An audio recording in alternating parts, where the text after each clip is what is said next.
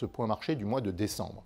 Le mois dernier, l'attention s'est portée sur l'inflation, les politiques des banques centrales et l'évolution du Covid en Chine. Du côté des marchés, on retiendra notamment sur les marchés obligataires le net repli des taux d'intérêt à long terme aux États-Unis, avec un taux à 10 ans qui s'est replié sur 3,6% à la fin du mois de novembre. Alors ceci s'explique par le ralentissement de l'inflation outre-Atlantique, mais aussi par les anticipations de marché d'une banque centrale américaine qui sera plus prudente dans le rythme de ses hausses de taux d'intérêt.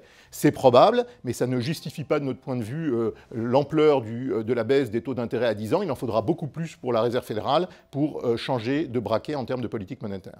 Du côté des actions, les bourses ont nettement rebondi de part et d'autre de l'Atlantique, ce qui s'explique par des profits des entreprises qui ont été plus élevés que prévu, mais aussi par les premiers signes de ralentissement de l'inflation. Les marchés émergents ont également rebondi, tirés par les actions chinoises, la bourse de Hong Kong, avec un assouplissement de la politique stricte de zéro Covid, mais il faut rester vigilant, l'incertitude est très élevée. Nous continuons de tabler sur un assouplissement des règles sanitaires, mais très progressif en Chine dans le courant de l'année 2023. À court terme, les interrogations vont continuer de porter sur la croissance, l'inflation, les profits des entreprises, tout cela dans un environnement où les risques géopolitiques vont continuer de dominer l'actualité. Nous attendons un ralentissement significatif de la croissance mondiale en 2023, mais aussi de l'inflation. Ceci dit, l'inflation mondiale va se stabiliser, ou devrait finir par se stabiliser, mais sur un niveau beaucoup plus élevé qu'avant la crise. Et tout cela avec des divergences régionales particulièrement marquées que les investisseurs devront suivre de très près. D'un point de vue géopolitique, les risques liés à l'évolution du conflit entre la Russie et l'Ukraine restent particulièrement élevés. Et l'épisode des missiles qui sont tombés sur le territoire polonais illustre à quelle vitesse la situation peut potentiellement se détériorer. Néanmoins, nous continuons de penser qu'un cessez-le-feu verra le jour, mais plutôt à la fin de l'année 2023. Sur le plan politique, on retiendra que le Congrès américain reste divisé à l'issue des élections de mi-mandat, ce qui n'a eu que très peu d'impact sur les marchés. Il faut dire qu'un Congrès divisé empêchera l'administration américaine de prendre des mesures de politique économique fortes l'an prochain.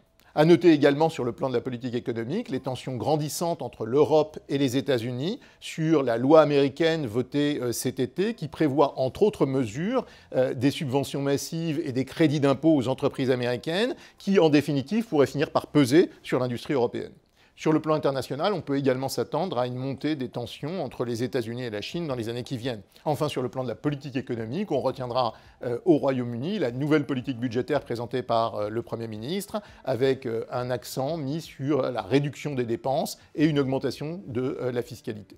Dans un tout autre registre, il existe un vrai risque de récession des profits des entreprises en 2023 avec la croissance mondiale qui va tomber en deçà de 3%. Et dans cet environnement, il faut rester particulièrement vigilant et sélectif, mais nous allons continuer de rechercher des opportunités d'investissement. Merci de votre attention, très bonne fête de fin d'année et rendez-vous au prochain point marché en 2023.